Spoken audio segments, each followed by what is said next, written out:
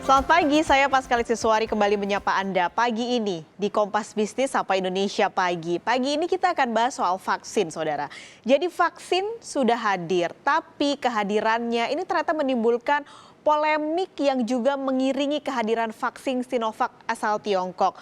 Mulai dari kenapa sih harus Sinovac belinya, lalu kenapa sih nggak semua masyarakat gratis vaksinnya? Padahal vaksin ini disebut-sebut sebagai game changer. Sebenarnya apa sih yang mengganjal dari program ini? Nah, hari ini Kompas Bisnis akan membahas, saudara. Kita akan menguji nalar vaksin berbayar. Pertama yang akan kita bahas adalah soal polemiknya terlebih dulu nih, pemberian vaksin gratis. Jadi akan kami jelaskan patokan yang dipakai oleh pemerintah untuk hitungan dasar. Siapa kelompok yang akan mendapatkan vaksin ini berdasarkan kelompok masyarakat yang sudah diuji kliniskan oleh perusahaan-perusahaan vaksin yang juga menjadi acuannya adalah WHO, yaitu kelompok usia 18 hingga 59 tahun. Itu dipakai di seluruh perusahaan vaksin di seluruh dunia. Nah, dari usia 18 sampai 59 tahun didapatlah angka 160 juta orang. Sebenarnya beberapa bulan yang lalu pemerintah juga sempat mengeluarkan angka 160 juta orang yang akan jadi prioritas pemberian vaksin. Mulai dari tenaga kesehatan, lalu juga ada pelayan publik, sampai peserta yang menerima bantuan iuran untuk BPJS. Totalnya 160 juta orang. Lalu dihitung lagi nih berdasarkan standar WHO yang menghitung seluruh negara untuk bisa mencapai minimal herd immunity setidaknya 67 sampai 70% dari sebuah negara masyarakatnya wajib divaksin. Selain untuk menekan atau memunculkan minimal herd immunity, ini juga untuk menekan angka penularan virus. Didapatlah nih total sasaran adalah 107 juta. Angka ini yang ditargetkan wajib setidaknya harus dapat vaksin. Tapi ternyata nggak semua dari 107 juta jiwa ini vaksinnya gratis. Jadi komposisi awalnya 30% gratis, 70% berbayar. Atau kalau dihitung berarti sekitar 75 juta orang nantinya harus bayar mandiri alias bayar sendiri. Nah, angka 75 juta ini juga sebenarnya sejalan dengan yang disampaikan Kementerian Kesehatan pekan lalu di DPR. Jadi berdasarkan hitungan Kementerian Keuangan yang juga disampaikan pada Kementerian Kesehatan, ada 78 juta jiwa di Indonesia yang dianggap mampu untuk membayar vaksin secara mandiri. Jadi dianggapnya 78 ini nggak perlu mendapatkan vaksin gratis dari pemerintah. Nah, pemerintah juga saat ini sebenarnya mengusahakan nih untuk bisa mendapat vaksin gratis dari COVAX. Jatahnya adalah sekitar 54 juta jiwa. Akhirnya diprotes tadi, saya sampaikan lagi bahwa kenapa sih harus ada persentase gratis, kenapa sih harus 107 juta jiwa yang diatur atau yang diprioritaskan. Akhirnya DPR meminta nih ada kenaikannya, akhirnya diubah. Jadi nantinya total sasarannya dari 107 juta jiwa menjadi 182 juta jiwa. Lalu untuk vaksin gratis ternyata skemanya juga diganti. Dari yang 30% tadinya naik menjadi 50% dari total sasaran 182 juta jiwa akan digratiskan vaksinnya. Berarti ada sekitar 60-an juta jiwa. Nah, Menteri Koordinator Bidang Pembangunan Manusia dan Kebudayaan atau PMK Muhadjir Effendi menjelaskan, sebenarnya kuota ini masih bisa berubah, masih bisa dihitung lagi karena evaluasi masih terus dilakukan oleh pemerintah untuk kuota vaksin COVID-19. Kita dengarkan terlebih dulu pernyataannya.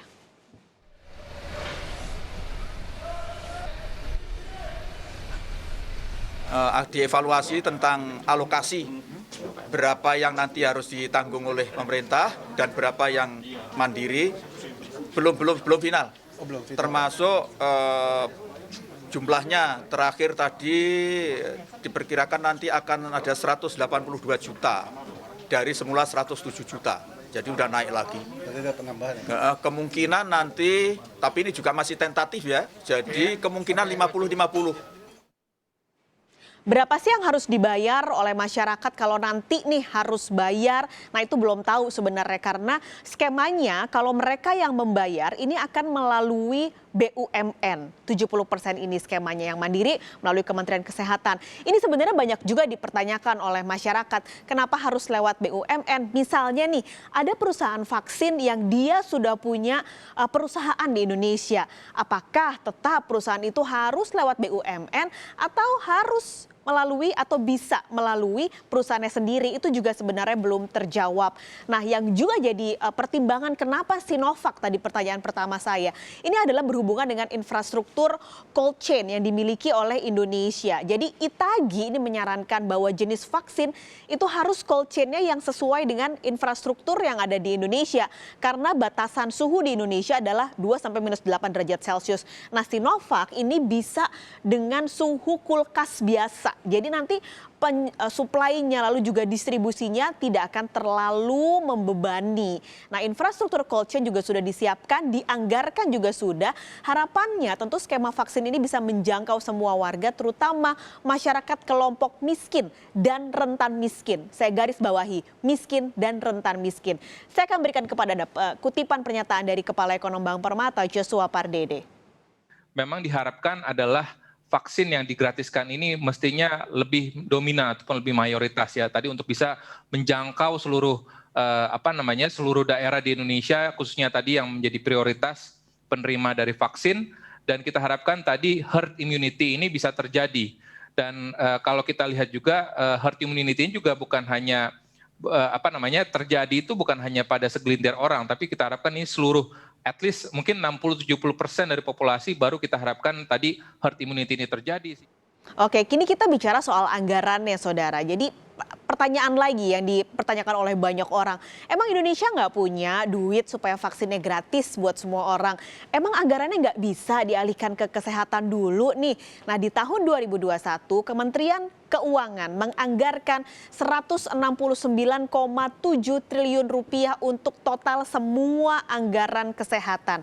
Total semua anggaran kesehatan. Sementara untuk penanganan COVID-19 dan juga vaksin ada di angka 60,5 triliun rupiah. Ini berdasarkan pertimbangan bahwa saat ini tidak hanya tentu COVID-19 yang sedang ditangani di seluruh Indonesia.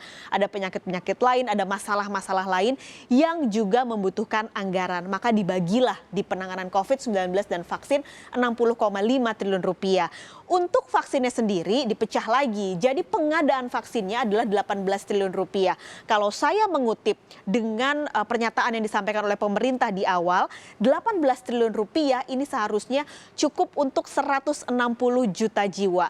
Anggaran ini dibuat di bulan Agustus, memang ketika itu perhitungannya belum ada harga vaksin sama sekali keluar di bulan Agustus sehingga muncullah angka 18 triliun untuk 160 juta jiwa. 160 juta jiwa ini adalah mereka yang diprioritaskan di awal oleh pemerintah.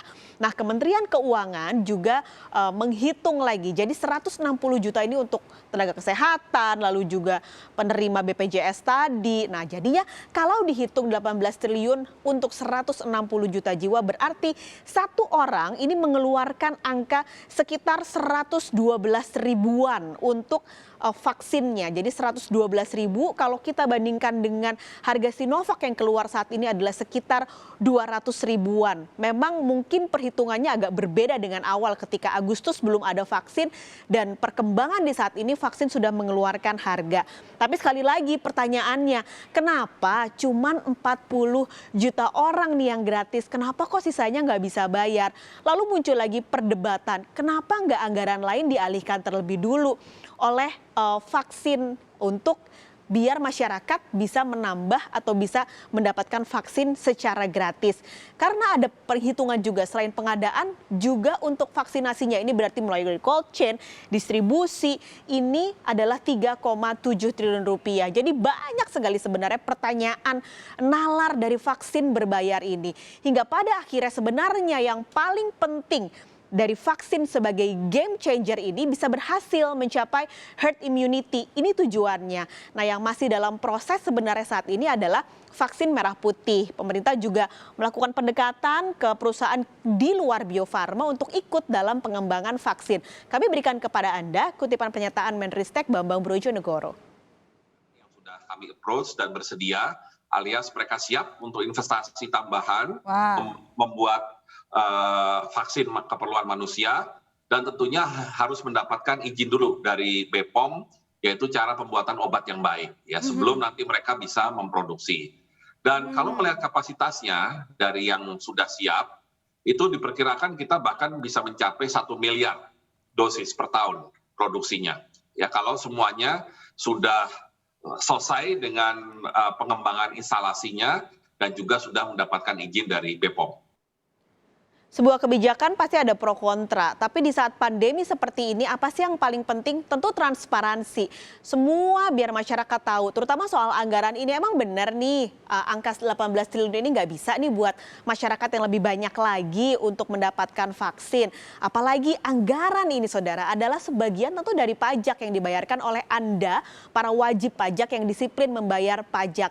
Dan ketika game changer ini benar-benar efektif, ujungnya apa sih? Semua akan happy, yaitu pemulihan ekonomi. Kami akan berikan lagi kepada Anda kutipan pernyataan Kepala Direktur Riset Kor Indonesia, Peter Abdullah. Nah, kalau vaksin ini efektif, maka ada keyakinan bahwasanya pandemi ini akan segera berakhir. Dan ketika pandemi itu sudah berakhir, artinya tidak ada lagi keterbatasan aktivitas sosial ekonomi. Dan itu akan memutar ekonomi kita. Ekonomi kita akan segera bangkit, segera pulih ketika pandeminya sudah berakhir. Jadi vaksin itu adalah disebut sebagai game changer. Dia akan mengubah segalanya.